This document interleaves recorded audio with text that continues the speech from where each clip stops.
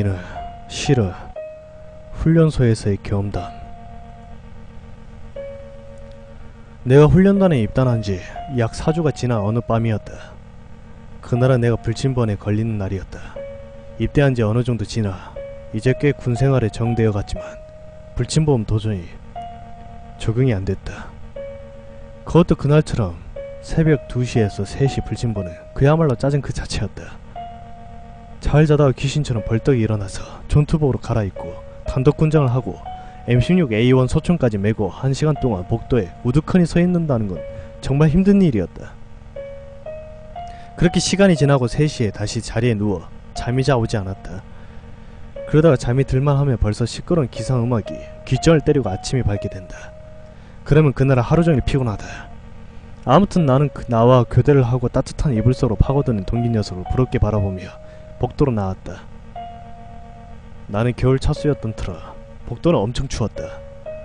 그날따라 냉기가 더욱 심하게 복도 전체를 휘감고 있었던 것이다. 나는 언제나처럼 중앙 계단 쪽으로 가서 섰다. 아래층에도 나와 같이 불침번을 서는 동기가 있었지만 있으나 마나였다. 어차피 그 친구는 1층, 나는 2층이었고 우리는 각자 자기 층만을 돌 뿐 쓸데없이 만나서는 안 되었다. 어쩌다가 큰 녀석들은 불침번 서면서 둘이 모여서 농담 따위를 주고받으며 히히덕덕 대기도 하는데, 그러다 불시순찰을 돌던 구 대장에게 걸리면 개작살이 나고 돌아오는 벌칙들은 상상을 초월하게 된다. 그러므로 웬만한 녀석들은 지금 나처럼 밑에 동기가 있다는 것조차 잊고 홀로 복도를 지킬 뿐이었다. 그런데 그렇게 혼자 불침번을 쏘고 있으면 어김없이 무서운 생각들이 고개를 쳐들기 마련이다. 그러면 정말 괴로워진다. 한번 그런 생각들을 나기 시작하면 걷잡을 수 없으므로 나는 아예 불침번이 시작되며 의도적으로 한 가지 주제를 정하고 그에 해당되는 생각들만 열심히 해댄다. 예를 들면 우리는 우리 가족들에 대해서 집중적으로 생각을 한다든지, 또 다음에는 여자친구에 대해서 혹은 재밌게 보았던 영화의 장면을 떠올린다든지. 물론 공포영화는 절대 안된다. 아무튼 그날도 나는 어두컴컴한 창밖을 바라보며 내가 제대 후에 뭘 할 것인지 대해서 심각하게 고민을 하고 있었다. 그렇게 한참을 있다가 나는 문득 인기척을 느끼고 소스라쳐 주위를 바라보았다. 그러나 어두운 복도에는 냉랭한 공기만 맴돌 뿐 아무도 없었다. 살며시 공포가 엄습해 오르는 순간이었다. 나는 얼른 머리를 저으며 좀 전의 생각으로 다시 돌아가려고 노력했다. 그런데 또다시 인기척이 느껴진다. 고개를 재빨리 획 돌려보는다. 그러나 아무도 없었다. 나는 순간 아래층에 있는 녀석이 장난을 치나 싶었다. 그래서 살금살금 아래층으로 내려가 보았다. 그런데 계단을 반쯤 내려갔을 때 다시금 뭔가가 휙 하고 지나가는 소리가 난다.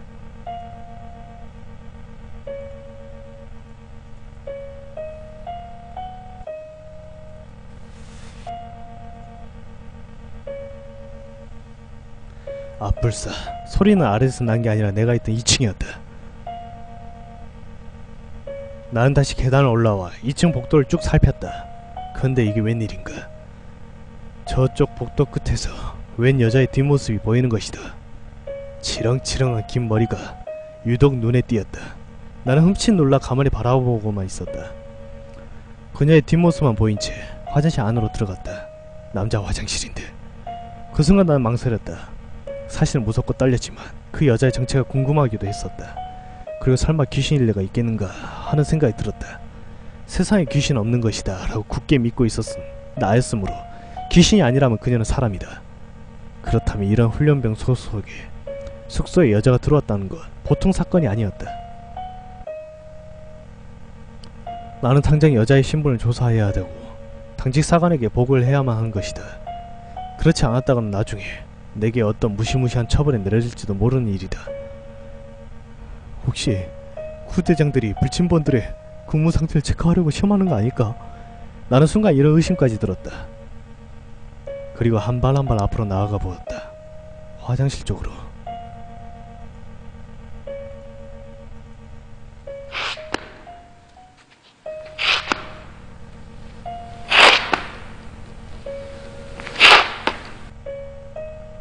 결과부터 말하자면 나는 그때 차라리 그냥 가만히 있던가 내무실 안으로 도망갔어야만 했다. 나중에 어떤 처벌을 받는 한이 있더라도. 한 발 한 발 걸어서 결국 화장실에 도착한 나는 다시 한번 용기를 내어 안으로 들어갔다. 화장실은 밤새도록 미등을 켜두기 때문에 충분히 사물을 식별할 수가 있었다. 그러나 거기에는 아무도 없었다. 아무도 없습니까? 나는 나직히 외쳐보기도 하고 일일이 문을 다 열어보았지만 그 여자를 찾아보았다. 역시 아무도 없었다. 그럼 내가 잘못 본 것일까? 아무튼 나는 안도의 숨을 내쉬었다. 그렇다. 여기에 여자가 있을 리가 없다. 귀신이 있더라도 남자 귀신이 있어야지 어떡해. 나는 그렇게 스스로를 안심시키며 화장실 나왔다. 근데 화장실 나선 순간 뒤에서 느껴지는 극심한 냉기, 누군가의 차가운 입김이 내 목덜미를 스쳤다.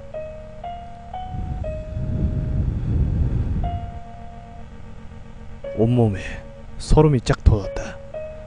분명 누군가가 뒤에 있는 것이다. 나 이상한 기운에 이끌리듯 서서히 뒤를 돌아보았다.